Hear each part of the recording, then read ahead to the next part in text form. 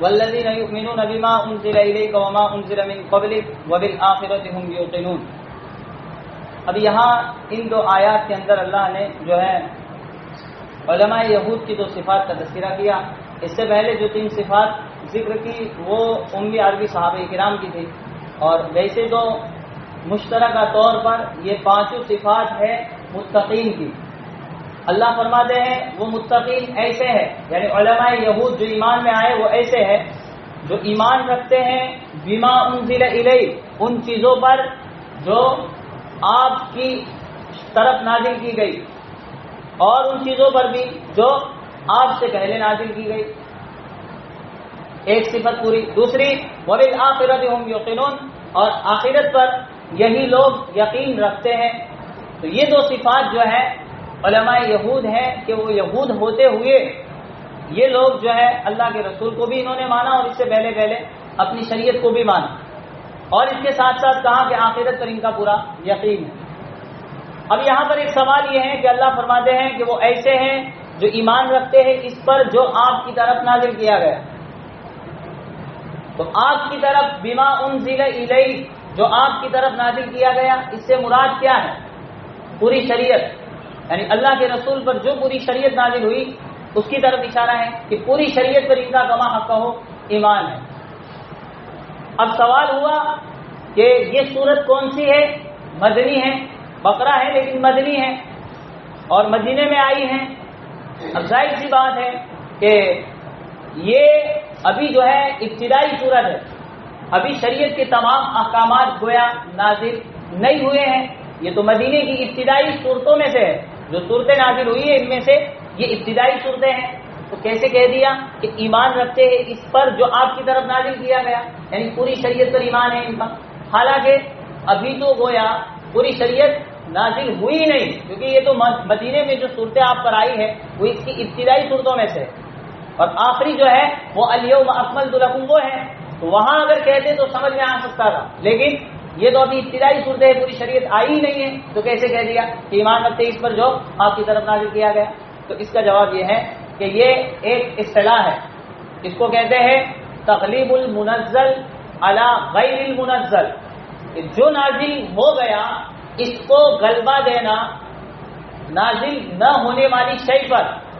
تغلیب المنزل علی غیر المنزل اس قبیل سے ہے یہ، یعنی کہ چاہے ابھی پوری شریعت نازل نہیں ہوئی لیکن بعد میں نازل ہونے والی ہے، اور ابھی انہوں نے یعنی علماء یہود نے اس بات کا اعتراف کر ہی لیا کہ ہم بعد میں چاہے آئے گی شریعت ہم اس کو تسلیم کریں گے. تو ابھی سے یہ کہہ دیا گیا کہ یہ لوگ جتنی باتیں محمد پر آنے والی ہیں ان تمام کو ماننے والے. تو یہ تغلیب المنزل علی غیر المنزل کے قبیل سے ہے. تو یہ بات اپنی جگہ درست ہے کہ یہ صورت ابتدائی صورتوں میں سے ابھی پوری شریعت جو ہے نازل نہیں ہوئی، لیکن چونکہ بعد میں یہ لوگ ماننے والے تھے اس لیے ابھی سے کہہ دیا کہ جو پورا نازل ہونے والا ہے اس کو یہ لوگ ماننے والے ہیں. پھر اسی طرح دوسری بات کہ ان علماء کی ایک صفت تو یہ کہ انہوں نے جو ہے محمد کی پوری شریعت کو مانا، اس کے ساتھ ساتھ وما انزل من قبل، اور اس کو بھی جو آپ سے پہلے نازل کیا گیا یعنی اپنی شریعت جو تورات انجیل ہے اس کو بھی یہ لوگ مانتے. لہذا آج جو ہے ہم اگر کوئی مسلمان ہو رہا ہے تو مسلمان ہونے کے لیے شرط اس کے لیے بھی یہی ہے کہ کلمہ تو پڑھے، لیکن کلمے میں یہ شرط ہے کہ اپنے نبی کو ماننے کے ساتھ ساتھ گزشتہ تمام انبیاء کرام کی وہ تصدیق کرے. ہاں یعنی اتنا اس کے لیے ایمان یہ شرط ہے کہ اللہ نے جتنے انبیاء کرام کو بھیجا میں ان کو مانتا ہوں اور ان کی شریعت کو ماننا، اور اس کے ساتھ ساتھ آخری نبی یہ ہے اور ان کی شریعت یہ ہے. اور یہاں سے یہ بات نکل رہی ہے کہ اس پر بھی جو آپ سے پہلے نازل کیا گیا یعنی اصلی معنوں میں ایمان والا تو وہ ہے کہ پہلی والی شریعت کو بھی مانے اور بعد میں جو نازل ہوئی اس کو بھی مانے. اب سوال ہوا کہ پہلی شریعتیں تو پوری منسوخ ہو چکی ہیں، تورات بھی آج زندہ نہیں ہے، انجیل بھی نہیں ہے، کچھ بھی نہیں پڑھا جا رہا ہے، کچھ ہے ہی نہیں. تو ایسے کہہ دیا کہ ایک مسلمان کے لیے اپنے صحیح معنوں میں اسلام قبول کرنے کے لیے پہلے والی شریعت کو اس کو ماننا ضروری کیسے کہہ دیا گیا، حالانکہ وہ تو سب منسوخ ہو چکی ہے. تو اس کا جواب یہ ہے کہ چاہے وہ منسوخ ہو چکی ہے لیکن اس پر اس کا ایمان ہو، مطلب اجمالاً، یعنی صرف اتنا کہہ دے اور اتنا مان لے کہ ان پر جو آیا تھا میں اس کو حق مانتا ہوں، میں اس کو تسلیم کرتا ہوں۔ تفصیل کے طور پر ایک ایک بات کو جاننا اس کے لیے کوئی ضروری نہیں ہے کہ موسیٰ کی تورات تھی تو اس میں کون سا حکم کیا تھا اور زنا کا کیا حکم تھا، چوری کا کیا حکم، وہ اس طرح ہر ایک بات کو تفصیلاً جاننا کوئی ضروری نہیں ہے، چاہے منسوخ ہو چکے لیکن ابھی اسلام میں آئے تو اتنا کہہ دے کہ ان پر جو نازل ہوا تھا تمام کو میں برحق مانتا ہوں، ایسا اجمالی جملہ بول دے تو یہ شرط ہے۔ لیکن اگر کوئی اسلام میں آئے کہے جس سے میں تو محمد کو مان رہا ہوں، ان پہ پہلے والے نبی اور کسی کو نہیں مان رہا ہوں، تو یہ صرف جو ہے قابل اعتبار نہیں ہے، اور اتنی چیز کافی نہیں ہے، کیونکہ قرآن میں کہا کہ ایمان رکھتا ہو اس پر جو آپ کی طرف نازل کیا گیا ہو اور آپ سے پہلے بھی نازل کیا، یعنی دونوں پر اس کا ایمان ہے تو یہ صحیح معنوں میں مسلمان ہے، ورنہ وہ اسلام کے قابل بالکل، یعنی مسلمان کہے جانے کے وہ قابل نہیں ہے۔ یہ تو تھی اس کی جو ہے ظاہری تفسیر۔ اب اس کے بعد یہ جو آیت ہے، ہم لوگ یہ جو آج مرزائی ختم نبوت کا، یعنی یوں کہتے ہیں کہ ہمارا مرزا غلام قادیانی جو ہے وہ نبی آخر ہے، بالکل آخری نبی وہ ہے، تو یاد رکھیں کہ اس آیت سے، یہ جو آیت ہے اللہ نے بیان فرمائی، اس سے ختم نبوت کی طرف جو ہے اشارہ نکل رہا ہے، یعنی یہ جو آج کے دور میں اللہ کے رسول کو آخری نبی نہیں مانتے اور ختم نبوت کے قائل نہیں ہیں، یعنی خصوصاً یہ مرزائی شکیلیت اور ان کے ہم پلہ جو بھی آج پھر کے وجود میں آئے، وہ لوگ یوں کہتے ہیں کہ محمد آخری نبی نہیں ہے، بعد میں بھی آنے والے ہیں، تو ان کو جو جواب ہماری طرف سے ملتے ہیں تو اس میں کچھ قرآن کی آیات ہیں، کچھ احادیث سے جواب دیا جاتا ہے اور کچھ علماء کرام کی کتابوں، لیکن اس میں سب سے پہلے قرآن کی آیات مقدم، تو اس لیے سب سے پہلی دلیل ایک یہ قرآن کی آیت بھی پیش کی جا رہی ختم نبوت کے منکرین کو، اور اس سے پہلے سمجھے کہ کس طرح یہاں سے ختم نبوت کی طرف اشارہ ہے، کہ آپ نے پڑھا ہوگا وہاں حسامی میں یا اس کے علاوہ کہیں جو ہے دیگر اصول الشافی میں کہ نصوص فہمی کے 4 طریقے ہیں، یعنی کسی بھی کوئی نص ہے یا کوئی عبارت ہے تو اس کو سمجھنے کے 4 طریقے ہیں، ایک ہے عبارت النص، دوسرا ہے اشارت النص، تیسرا ہے دلالت النص اور چوتھا ہے اقتضاء النص۔ عبارت النص ما سیق لاجلہ، یعنی جس کے لیے کلام کو لایا گیا وہ ہے عبارت النص ہوتا ہے، مثلا 4 عورتوں سے نکاح جائز ہے، اس سے آگے نہیں، مثنی و ثلاث و رباع، اس سے آگے نہیں، تو یہ 4 عورتوں کی جو ہے حلت کو بیان کرنے کے لیے یہ کلام لایا گیا، اس لیے یہ اس میں عبارت النص ہے، کیونکہ کلام ما سیق لاجلہ جس کے لیے لایا جاتا ہے وہ عبارت النص ہوتا ہے۔ اور ایک ہے اشارت النص، کہ کوئی نص ہے، کوئی قرآن کی آیت ہے یا کوئی ہے عبارت، اس کے اشارے سے کوئی بات پتہ چلے تو یہ ہے اشارت النص، تو یہ ہے جو قرآن کی آیت، اس کے اشارے سے پتہ چل رہا ہے کہ نبوت ختم ہو گئی اور آخری نبی جو ہے محمد ہے، ان کے بعد کوئی نبی نہیں آنے والا۔ کیا دلیل، کیسے اشارہ ہے؟ اللہ نے کہا کہ متقین اور حقیقی معنوں میں مسلمان کہے جانے کے قابل وہ لوگ ہیں جن کا ایمان ہو کس پر؟ آپ کی طرف جو نازل کیا گیا، یعنی محمد پر جو آخری دور میں نازل ہوا، اس پر اس کا پورا ایمان، اس کے ساتھ ساتھ محمد سے پہلے جو شریعت نازل ہوئی اس پر بھی اس کا ایمان۔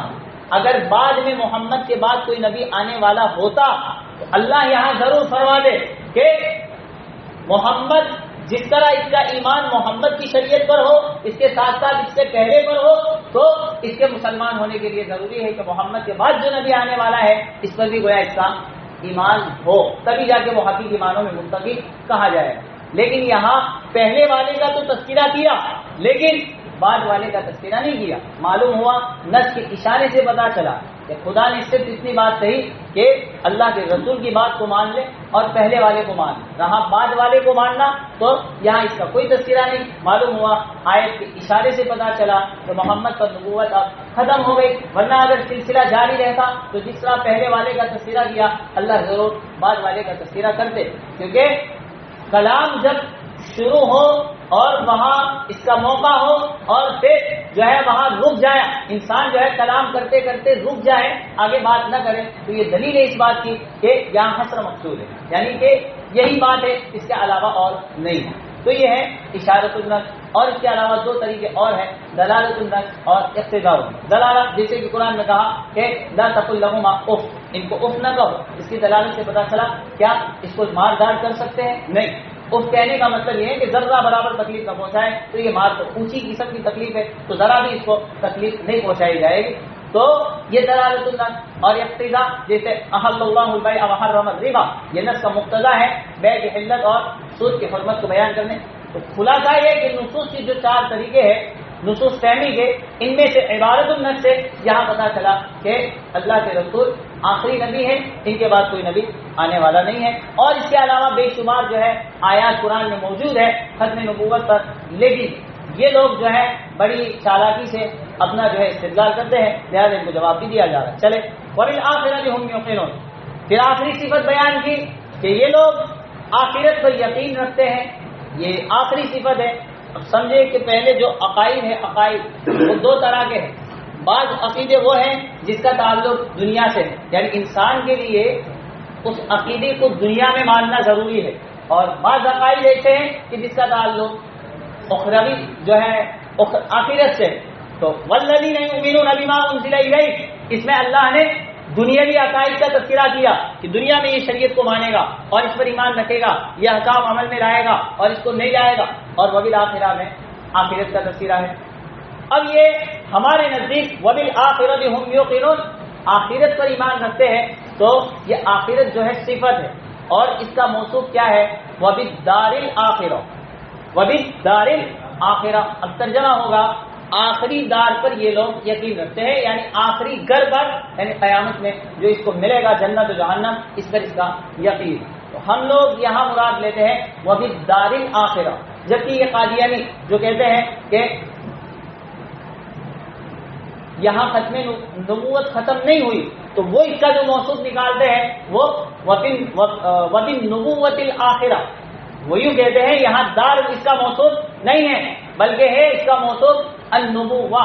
وبالنبوۃ الآخرہ، اور آخری نبی پر یہ حقیقی معنوں میں مسلمان وہ ہے جو آخری نبی پر یقین رکھتے ہیں اور ان کے جو ہے عقیدے اور نظریے کے لحاظ سے آخری نبی ان کا وہ ہے مرزا قادیانی. لہٰذا یہاں سے وہی کہتے ہیں اللہ نے کہا کہ حقیقی معنوں میں متقی وہ ہوگا جو آخری نبی کو مانے گا، یعنی جس کو ہم کہہ رہے ہیں. تو ہم نے پھر ان کو الزاماً کہا کہ یہاں جو تم نبوہ مراد لیتے ہو اور اپنا نبی مراد لیتے ہو تو اس پر دلیل پیش کریں. لیکن ان کے پاس یہاں کوئی دلیل نہیں، جبکہ ہمارے پاس یہاں دلیل موجود ہے کہ یہاں الآخرہ کا موصوف دار ہے. اس کی دلیل یہ ہے کہ قرآن میں اللہ نے جگہ جگہوں پر، بہت سی جگہوں پر اللہ نے اس کا موصوف دار کو ذکر کیا ہے. کہیں بن نبوہ کو ذکر نہیں کیا. معلوم ہوا کہ اس کا تعلق جو ہے دار سے ہے، کوئی نبوت سے نہیں ہے.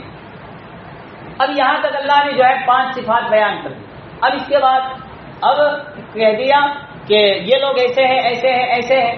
اب اس کے بعد اللہ نے 2 آیات میں ان کا ثمرہ اور نتیجہ ذکر کیا.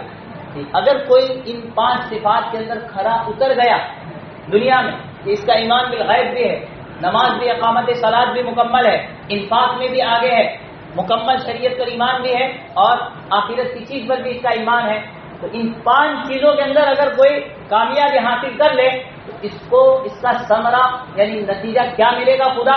تو اللہ نے کہا اولئک علی ھدی من ربہم واولئک هم المفلحون. تو ان 2 آیات میں اللہ نے ثمرہ اور ان کا نتیجہ ذکر کیا. پہلے کا تعلق دنیا سے ہے. اللہ کہہ رہا ہے کہ یہی وہ لوگ ہیں جو اپنے پروردگار کی طرف سے ہدایت پر. تو یہ ان کا دنیاوی نتیجہ ہے. اگر کسی نے ان 5 صفات کے اندر جو ہے کمال حاصل کر لیا تو اللہ فرما رہا ہے کہ یہ خدا کی طرف سے جو ہے دنیا میں ہدایت پر ہے، یعنی سیدھے راستے پر ہے. دنیا کی فائدہ ان کا یہ ہو جائے گا. اور وَأُولَئِكَ هُمُ الْمُفْلِحُونَ، اور اخروی فائدہ یہ ہوگا کہ یہ لوگ کامیاب ہیں. یہی لوگ کامیاب ہیں، یعنی کہہ دیا اللہ نے کہ آخرت میں جو ہے یہی لوگ کامیاب ہیں. تو اس کا ایک دنیاوی فائدہ اللہ نے ذکر کیا اور ایک اخروی فائدہ ذکر کر دیا. اور دونوں جائے یعنی ان صفات کا تعلق ان دونوں جملوں سے بالکل اخیر میں کر کے بتا دیا کہ دنیا میں یہ ملے گا اور آخرت میں یہ ملے گا. یہ تو تھا جو ہے اس کا ظاہری. اب اس کے بعد یہاں سمجھنا ہے کہ اللہ نے جو ہے اولئک علی ھدی من ربہم، تو باقاعدہ یہ اولئک کیوں کہا؟ اس میں اشارہ یہ بعید کا اللہ نے ذکر کیوں کیا اولئک؟ کیونکہ اس سے پہلے جو صفات گزر چکی تو اب انہی کی طرف اشارہ تھا، تو اللہ یوں فرما دیتے اولئک کے بجائے کہ ہم، یعنی یہ لوگ جن کا ابھی قریب میں تذکرہ ہوا، تو اللہ یہ فرما دیتے ہم علی ھدی من ربہم، یہی لوگ یعنی جن کا تذکرہ ابھی ہوا یہ لوگ اپنے پروردگار کی طرف سے ہدایت پر۔ اسی طرح وَأُولَئِکَ اس کو چھوڑ کے جو ہے ہم المفلحون، یہ لوگ یعنی ضمیر کا ذکر کر دے، اس میں اشارہ بعید کو کیوں لائے، ضمیر کو کیوں ذکر نہیں کیا؟ کیونکہ ظاہر سی بات ہے پہلے تذکرہ قریب میں ہو چکا ہے تو ضمیر لا کے کام ہو جاتا، لیکن اس میں اشارہ کیوں لائے، اس کی کیا علت اور کیا حکمت؟ تو مفسرین لکھتے ہیں کہ اگر اللہ جو ہے ضمیر لے آتے کہ یہ لوگ اپنے یہ ہم ضمیر ذکر کرتے تو ضمیر جو ہے وہ ذات مبہم پر دلالت کرنے والی شے ہے، یعنی اس میں اتنی تعین نہیں ہوتی، جبکہ اس میں اشارہ جو ہے وہ ذات مع الوصف پر دلالت کرتا ہے۔ یعنی کسی نے کہا کہ اولئک اس میں اشارہ کا ذکر کیا، اس میں اشارہ دلالت کرے گا ذات اور صفت دونوں پر، اور ضمیر اگر جو ہے ذکر کی جائے گی تو اس میں صرف ذات پر دلالت ہوگی، صفت کا تذکرہ نہیں ہوگا۔ لہذا اگر اللہ یہاں ضمیر کو لاتے تو یہاں یہ جو صفات والے لوگ ہیں وہ اس میں داخل نہ ہوتے، بلکہ مطلق یہ ہوتا کہ لوگ ہدایت پر، لوگ فلاح اور کامیاب ہیں، تو کون لوگ؟ وہ صفات والے متعین نہ ہوتے۔ تو یہاں پر اس نے اشارہ بعید لا کے بتا دیا کہ اولئک یہی یعنی لوگ، اور لوگوں میں بھی وہ لوگ جن کے اندر یہ 5 صفات پائی جائے، کیونکہ ضمیر صرف ذات کو بتائے گی، اور اس نے 2 چیزوں کو بتا دیا کہ لوگ ہیں، لیکن لوگ کون سے؟ جن میں یہ صفات موجود ہے، یعنی ذات مع الوصف والے لوگ ہی جو ہے ہدایت پر ہے، اور یہی لوگ بھی کامیاب ہیں۔ کیونکہ وجہ بھی یہی ہے کہ یہی وہ صفات ہے کہ اسی صفات نے ابو بکر، ابو جہل اور عمر اور ابو لہب، اور اس طرح کافر اور ایمان والے کے درمیان فرق کرنے والی شے اگر ہے تو کون ہے؟ وہی تو صفات ہے، اور اسی صفات کی وجہ سے تو ابو جہل اور ابو بکر کا جو ہے مقام پہچانا گیا، ورنہ ہم لوگ تو سب ہے، ابو جہل بھی لوگوں میں ہے اور ابو بکر بھی لوگوں میں ہے، لیکن جب ابو بکر میں وہ صفت لگی تو وہ ابو جہل سے علیحدہ ہو گئے۔ تو اللہ نے یہاں اولئک کا جو تذکرہ کیا اس کا علت یہی ہے کہ ذات کو بتائے لیکن صفات کے ساتھ، اور اسی سے جو ہے گویا ان دونوں کے درمیان میں تمیز ہو جائے گی۔ اب یہاں متعین ہو گیا کہ لوگ ہیں لیکن ان صفات والے ہیں، تو ان کو یہ نتیجہ ملے گا، ورنہ ہر کسی کو ملنے والا نہیں۔ پہلی بات۔ دوسری بات یہ ہے کہ اللہ نے فرمایا المفلحون، تو اب جو ہے کہا یہ لوگ کامیاب، یعنی اخروی اعتبار سے، لیکن یاد رکھے کہ بعض مفسرین کا کہنا ہے کہ فلاح کا تعلق جس طرح آخرت سے ہے اسی طرح دنیا سے بھی، یعنی کامیابی ہے قرآن میں جہاں کہیں بھی مفلحون کا لفظ آتا ہے تو اصولی اعتبار سے اصل میں اس کا تعلق آخرت سے ہے، لیکن دنیا پر بھی اس کا اطلاق ہوتا ہے کہ یہ لوگ کامیاب ہیں، یعنی آخرت کے حساب سے بھی اور دنیاوی حساب سے بھی۔ تو اب جو ہے فلاح میں دونوں لوگ داخل ہوں گے، اور نہ بھی ہو تو کوئی ٹینشن کی بات نہیں، خدا کے اندر دنیاوی مقام اللہ نے ان کا بیان کر دیا۔ تیسری بات یہاں پر یہ ہے کہ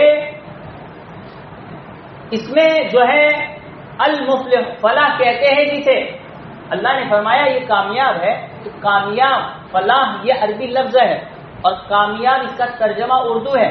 وہ ترجمہ تو ہمیں معلوم ہے کہ فلاح کا معنی ہے کامیاب ہونا، لیکن فلاح عربی اصطلاح میں کسے کہتے ہیں؟ تو فلاح کہتے ہیں کہ انسان تمام تر جو ہے نقصانات سے بچ جائے اور تمام تر جو ہے فائدے کو حاصل کر لے، جو اس کو حاصل کرنا تھا وہ تمام تر فائدے کو حاصل کر لے، اور جن نقصانات سے اس کو بچنا تھا اس سے وہ بچ جائے، یہی تو ہے اس کی کامیابی، اس سے آگے اس کی کوئی کامیابی نہیں۔ اور آگے اور بات یہ ہے کہ المفلحون کی شروع میں جو لام لگا ہے لام، اب یہاں سے یہ جو آیت ہے اولئک هم المفلحون، آپ سورہ عقائد میں پڑھا ہوگا کہ ایمان کی بحث ہو گئی، ایمان کسے کہتے ہیں ابھی نہیں ہوگا، بعد میں ہوگا کہ ایمان کسے کہتے ہیں، اس بارے میں بہت ہی کافی شدید اختلاف ہے۔ اور اسی طرح ایک مسئلہ ہے کہ مرتکب کبیرہ بڑا گناہ کرنے والا خارج از ایمان ہے یا نہیں، یعنی وہ ایمان سے نکلتا ہے یا نہیں نکلتا، یہ بھی ایک مستقل بحث ہے۔ تو ہمارے نزدیک اس بارے میں ایمان سے وہ نہیں نکلتا، جبکہ خوارج کے نزدیک ایمان سے نکل جانا ہے، اور معتزلیوں کے نزدیک بیچ میں لٹکا ہوا رہتا ہے، نہ ادھر ہے نہ ادھر ہے۔ تو اب یہاں سے یعنی کہ معتزلیوں کے نزدیک ایمان سے تو گویا نکل جاتا ہے، لیکن وہ کفر میں بھی داخل نہیں ہوتا۔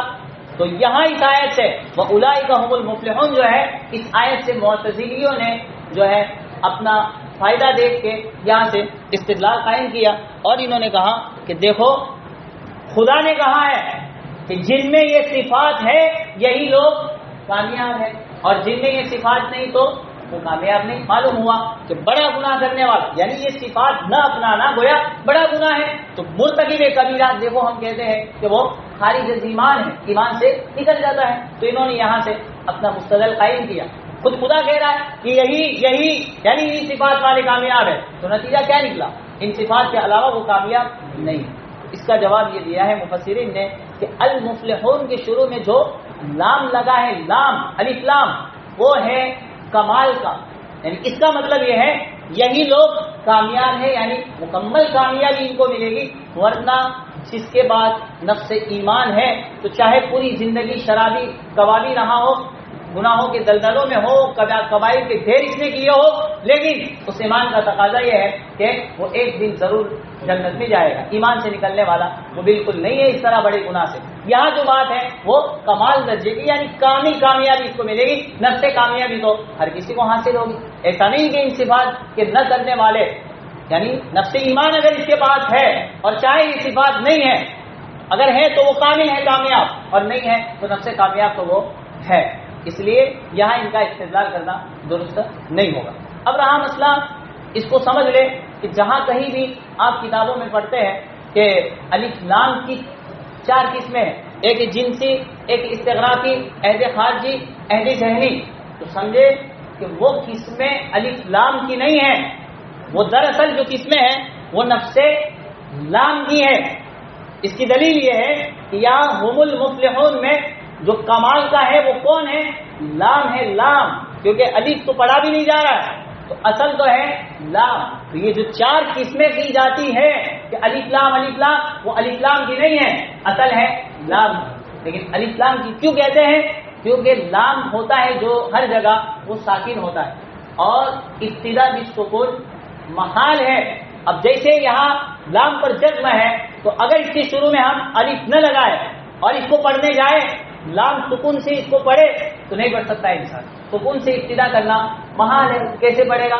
اس لیے مجبوراً شروع میں الف لام ہر جگہ لگاتے ہیں تاکہ پڑھے المفلحون، ورنہ الف کو ہٹا دے اور سکون سے پڑھے تو نہیں پڑھ سکتا۔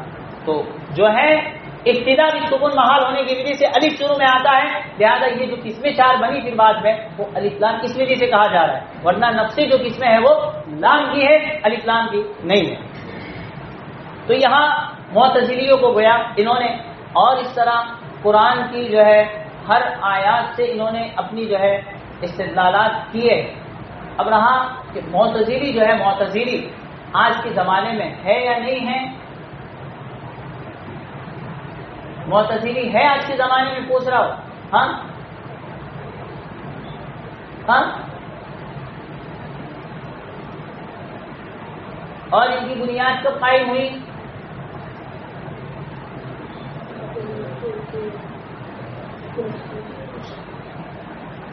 معتزلی کی بنیاد کب پڑی؟ وہ فرقہ کب وجود میں آیا؟ خوارج کی بنیاد کب پڑی؟ خوارج کون ہے؟ ہاں، خوارج کون ہے؟ خوارج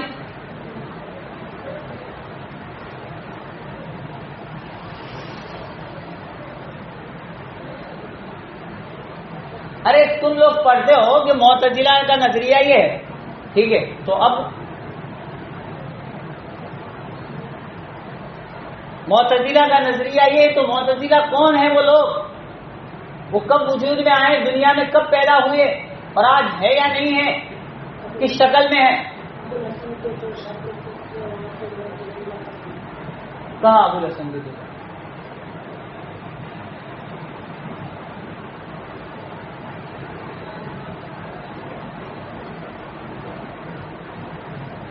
معتزلہ کون ہے آج دنیا میں؟ کہاں ہے وہ؟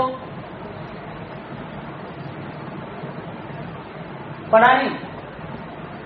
چلے تو یہاں معتزلہ کو یہ جواب ہو گیا. اب آگے چلے.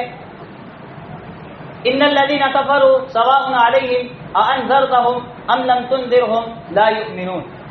اب یہاں تک اللہ نے جو ہے ان کا نتیجہ ذکر کر دیا. اب اس کے بعد ارے اللہ کے بندو جو ہے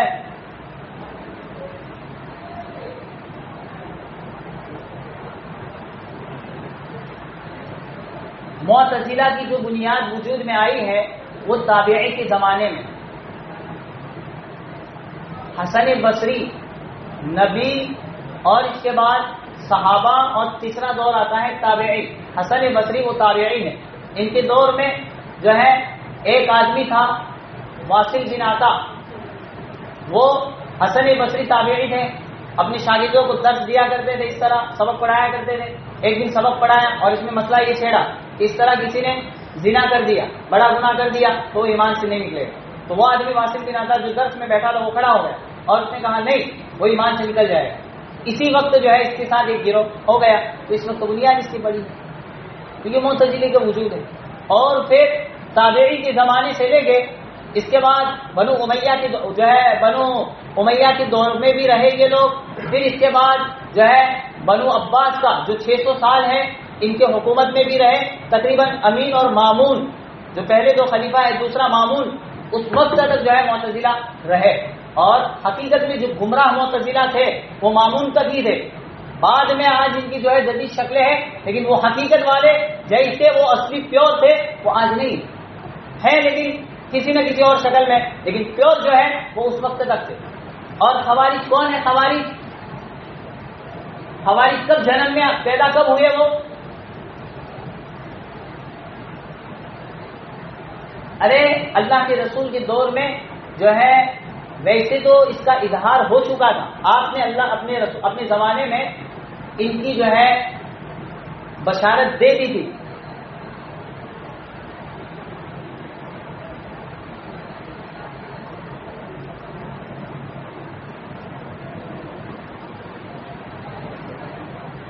اس طرح ہوا کہ ایک مرتبہ آپ جو ہے مال غنیمت تقسیم کر رہے تھے. اب اس میں سے ایک آدمی پہلے آپ کے پاس آیا, آپ نے اس کو دیا, پھر آیا, پھر نہیں دیا, یعنی بار بار مطالبے پر اس کو نہیں دیا. آپ نے جس کو چاہا اس کو دیا تو وہ کھڑا ہو گیا اور سب کے بیچ اس نے کہہ دیا کہ اتق اللہ یا محمد, اے محمد اللہ سے ڈرے. آپ اپنے رشتے داروں کو دے رہے, ہمیں نہیں دے رہے. تو آپ نے فرمایا کہ دیکھنا یہ آدمی مجھ پر جو ہے سوال کرتا ہے تو اور مجھ پر جو ہے اس طرح یوں کہتا ہے کہ اللہ سے ڈرو, تو مجھ سے زیادہ متقی کون ہو سکتا ہے؟ یاد رکھنا اس آدمی کی پشت سے اور اس کی پیروکار اخیر میں جا کے جو ہے گمراہ جماعت بنی. یعنی آپ نے اپنے زمانے میں اس کی پیشن گوئی کر دی اور پھر یوں کہہ کے وہ مجلس سے اٹھ کے بھاگ گیا. اور آپ نے باقاعدہ وہ حدیث میں جو اشارہ ہے کہ ان لوگوں کے بارے میں آپ نے فرمایا کہ یمرق من الدین کما یمرق السهم من الرمیہ. یہ لوگ دین سے ایسے نکل جائیں گے جیسے کہ وہ جو ہے تیر شکار سے جب گھستا ہے اور نکلتا ہے آر پار ہو کے, یہ لوگ بڑی تیزی سے جو ہے دین اور اسلام سے نکل جائیں گے. اس وقت آپ نے پیشن گوئی کر دی. اور اس پیشن گوئی کا وجود خوارج کا جو باقاعدہ ہوا وہ حضرت علی کے زمانے میں ہوا. کیسے ہوا کہ حضرت علی اور جو ہے معاویہ کی وہ جنگ چل رہی ہے. اب سامنے والے گروہ جو سامنے والے ہیں انہوں نے جو ہے معاویہ کی پارٹی والوں نے قرآن کو نیزے پہ, کوئی جنگ تھی تو انہوں نے قرآن کو اپنے نیزوں پہ کھڑا کیا اور کھڑا کر کے کہا الم تر الی الذین اوتوا نصیبا من الکتاب یدعون الی کتاب اللہ, کہ اگر اللہ کی کتاب کی طرف بلایا جائے تو آپ آؤ گے علی؟ تو علی نے کہا انا اولی الناس بہ, میں اس کا زیادہ لوگوں میں حقدار ہوں. اللہ کی کتاب کی طرف تم مجھے بلاؤ تو میں اس کا زیادہ حقدار ہوں اللہ کی کتاب کے مطابق فیصلے کے لیے. پھر دوسری وہاں سے ان کی جو ہے بات آئی, دوسرا نعرہ لگا کہ ان الحکم الا للہ, فیصلہ نہیں ہوگا مگر اللہ کا. تو علی نے کہا انا اولی الناس بہ, میں لوگوں میں سب سے زیادہ اس کا حقدار ہوں. اب ظاہر سی بات ہے یہ صفین جنگ صفین چل رہی ہے. اب علی نے جب یہ کہا کہ ٹھیک ہے معاویہ اس طرح تم کتاب کی طرف بلاؤ اور صحیح اللہ کے حکم کی طرف، تو میں حقدار ہوں کہ آؤ اور صلح کر دو. بعد حضرت علی کی پارٹی میں جو لوگ تھے، ان لوگوں نے جب یہ دو باتیں سنی علی کی، تو ان لوگوں نے اپنا نعرہ قرآن کی آیت پڑھی. انہوں نے اپنی طرف سے، یعنی ان پارٹی والوں نے کہا وقاتلوا التی تبغی حتی تفیء الی امر اللہ، لڑو ان لوگوں سے کب تک؟ یہاں تک کہ الی امر اللہ، وہ اللہ کے حکم کی طرف لوٹ آئے. تو انہوں نے یہ آیت یہاں سے پڑھ کے بلند کی، اور یہ کیا اشارہ کرنا چاہتے ہیں؟ جو ہے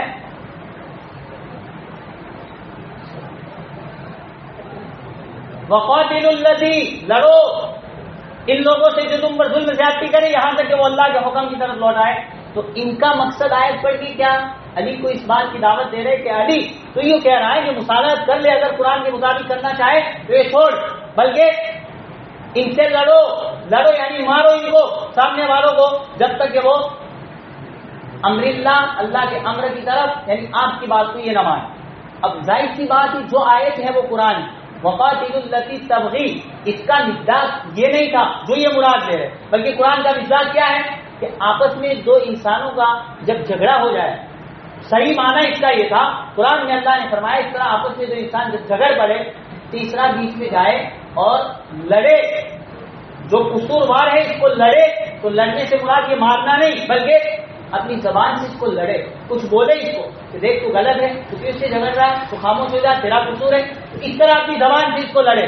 لیکن ان کم وقتوں نے یہ آیت کا اپنا معنی لیا اور علی کو کہا کہ تم اس طریقے سے لڑو، یعنی سامنے والوں سے مصالحت کے لیے تیار تو، بلکہ ان کو مارو کسی بھی شکل میں. حالانکہ دونوں صحابی ہیں، کیسے مارے؟ تو علی نے جب انہوں نے یہ نعرہ بلند کیا تو علی نے کہا ان الحکم الا للہ. نہیں، جب یہ کہا تو علی نے کہا کہ کلمۃ حق ارید بها الباطل، بات تو بڑی حق ہے لیکن اس سے ارادہ کیا گیا ہے جس کا باطل کا، کیونکہ تمہارا مقصد وہ تم لڑنا کہتے ہو یعنی تلوار والا، جبکہ اللہ کہہ رہا ہے لڑو، وہ بات تو حق ہے لیکن لڑنا یہ تلوار والا نہیں ہے، بلکہ کون سا؟ زبان سے لڑنا مراد ہے. لیکن تم یہ مراد کہہ رہے ہو. تو علی نے کہہ دیا کلمۃ حق ارید بها الباطل.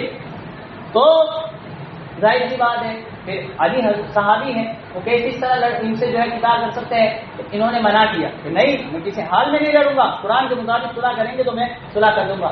تو اب یہ جو بدماش ایک ابھی کچھ دیر پہلے آپ کے تھے، یہ لوگ آپ کے خلاف ہو گئے اور آپ کے خلاف ہو گئے.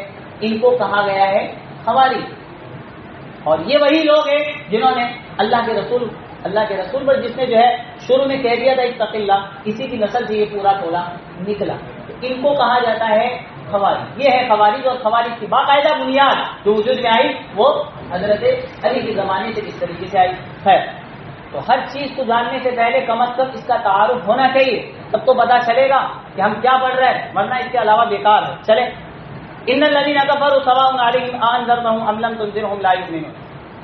شروع میں آپ کو عرض کر چکا کہ ہاں کون خوارج؟ ہاں بولے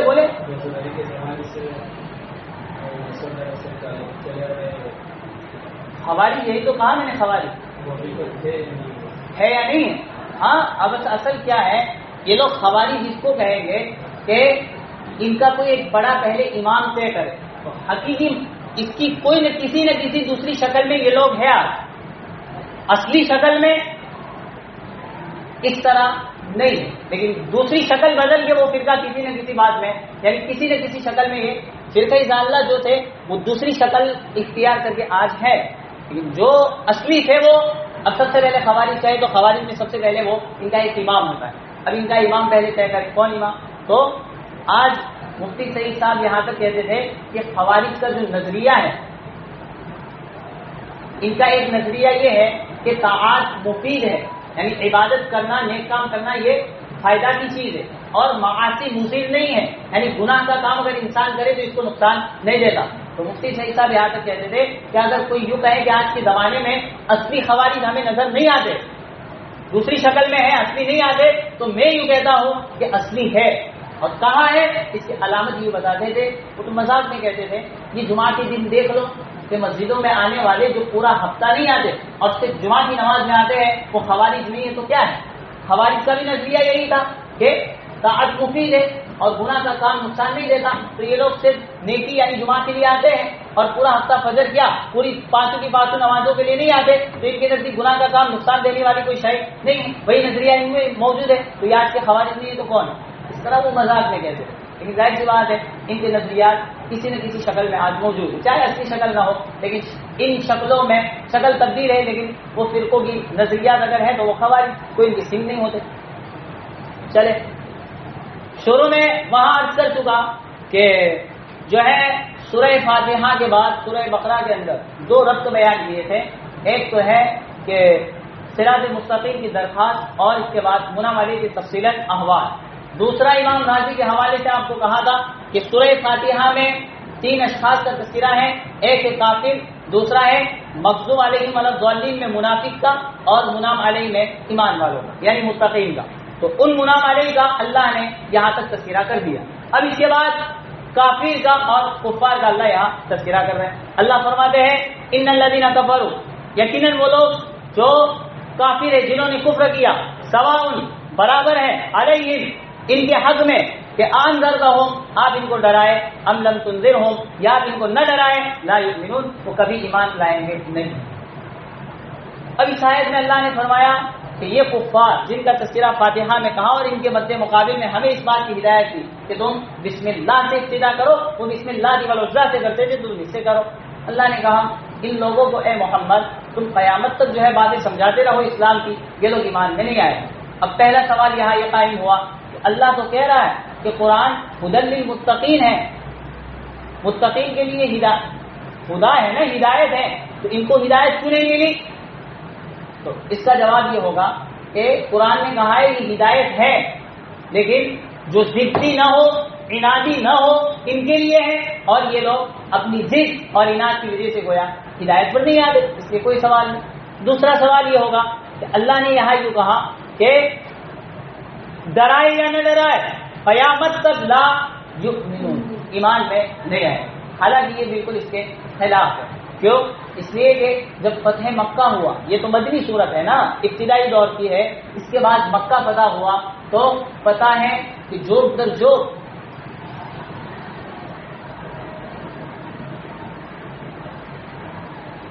اسلام میں کفار آئے ہیں تو بعد میں اللہ کہہ رہا ہے نہیں آئیں گے، حالانکہ کتنے مشرک جو ہے فتح مکہ، بلکہ فتح مکہ کے بعد مستقل اس کو کہا جاتا ہے سنۃ الوفود کہ وفد کے وفد اور تولوں کے تولے بڑے مقدار کے اندر اور ایک کثیر تعداد میں ایمان میں آئے ہیں، اور خدا کہہ رہا ہے وہ ایمان نہیں لائیں گے، تو تعارض ہے۔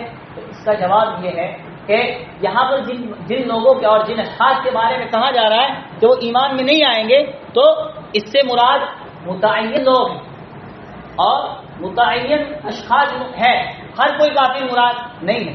یہاں مراد جو متعین لوگ ہیں، مثلا ابو جہل، ابو لہب، جن کے بارے میں اللہ نے مہر جباریت لگ چکی ہے جن پر، ان کے بارے میں اللہ کہہ رہا ہے اب ان کو قیامت تک سمجھائے یہ ایمان میں نہیں آئیں گے، اور ظاہر سی بات وہ لوگ ایمان میں نہیں آئے، بالکل نہیں آئے، تو ان کے بارے میں کہا ہے وہ ایمان میں نہیں آئیں گے اور وہ نہیں آئے، لہذا کوئی سوال نہیں، مطلق مشرک اور کافر کی بات نہیں۔ تو اب یہاں پر 2 سوال پورے ہو گئے۔ ان الذین کفروا یہ ہے مبتدا اور لا یؤمنون ہے اس کی خبر، اور بیچ میں جو ہے سواء علیہم انذرتہم یہ جملہ معترضہ ہے، اصل ہے وہ لوگ جنہوں نے کفر کیا وہ ایمان نہیں لائے، اور بیچ میں یہ جملہ معترضہ کے طور پر اللہ نے کہہ دیا۔ اب آگے چلے، ختم اللہ علی قلوبہم وعلی سمعہم وعلی ابصارہم غشاوہ ولہم عذاب عظیم۔ اب اللہ نے فرمایا کہ یہ کفار جو متعین لوگ ہیں، متعین اشخاص ہے، تو یہ ایمان میں کیوں نہیں آئیں گے؟ تو ان کے عدم ایمان کی کیا وجہ؟ اللہ نے بعد میں ان کے ایمان میں نہ آنے کی وجہ ذکر کی ہے۔ فرمایا اللہ نے ان کے دلوں پر مہر لگا دی ہے اور ان کے کانوں پر اور ان کی آنکھوں پر پردے ڈال دیے ہیں، اور ان کے لیے عذاب عظیم سخت عذاب۔ تو ختم اللہ سے اللہ نے ان کے عدم ایمان کی وجہ ذکر کی، ایک بات۔ دوسری بات یہ ہے کہ یہاں کچھ باتیں ہیں کہ اللہ نے علی قلوبہم، قلوب کو جمع ذکر کیا، اسی طرح ابصار کو جمع لایا، جبکہ سمع کو واحد لائے. ایسا کیوں کیا کہ دو لفظوں کو جمع لائے اور ایک کو واحد کیوں لائے؟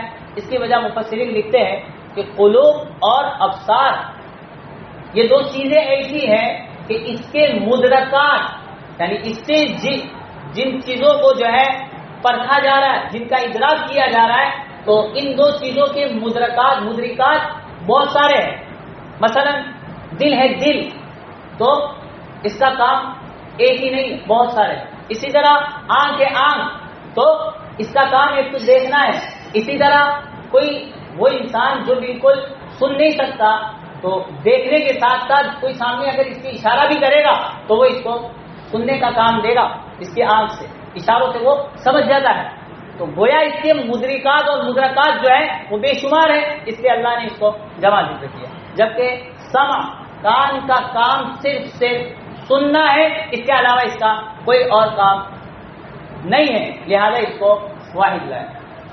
تیسری بات یہاں یہ ہے کہ اللہ نے قلوب اور سمع ان دونوں کے لیے لفظ استعمال کیا ختامہ کا، یعنی کہ مہر کا جو ذکر کیا وہ کس کے لیے؟ قلوب اور سمع کے لیے کیا. اور ابصار کے لیے جو تذکرہ ہوا ہے وہ غشاوہ کا ہوا. ابصار پر ہے تو کیا؟ غشاوہ یعنی پردے ہے. اور ان دو چیزوں کے لیے تذکرہ کیا ہے ختامہ یعنی مہر کا. اس کی وجہ کیا؟ تو یاد رکھیں کہ ان دونوں کے لیے ختمہ کی استعمال کی وجہ جو ہے وہ یہ ہے کہ قلوب اور سمع جو ہے، مثلا دل ہے یا آنکھ، یہ کان ہے، تو ان میں جو آواز یا شے جو انسان کو پہنچتی ہے وہ ہر طرف سے پہنچتی ہے، آگے سے بھی، پیچھے سے بھی، دائیں سے بھی اور بائیں سے بھی. اس لیے اللہ نے کہہ دیا کہ ان کے دل اور کانوں پر مہر اور ٹھپا یعنی مہر یعنی بالکل ٹیپ ہو چکے ہیں یہ کہ کسی بھی شکل میں نہ آگے سے بات جائے گی، نہ پیچھے سے، نہ دائیں بائیں سے. جبکہ ابصار اس کا تعلق کیا ہے؟ ابصار کے لیے پردے کا لفظ اس لیے ذکر کیا کہ ابصار میں صرف آگے کا کام ہے، پیچھے سے اس کو دکھائی نہیں دیتا، دائیں سے نہیں، بائیں سے نہیں. اس اللہ نے کہہ دیا آگے پردے ہیں ان کی، لہٰذا ظاہر سی بات ہے آگے پردے ہیں تو کچھ نہیں دیکھ سکتے. دل اور کان پر مہر ہے، لہٰذا وہاں کچھ جو ہے اندر گھس نہیں سکتا. تو جب یہ سب بند ہو گیا اب یہ لوگ کیا ہوں گے؟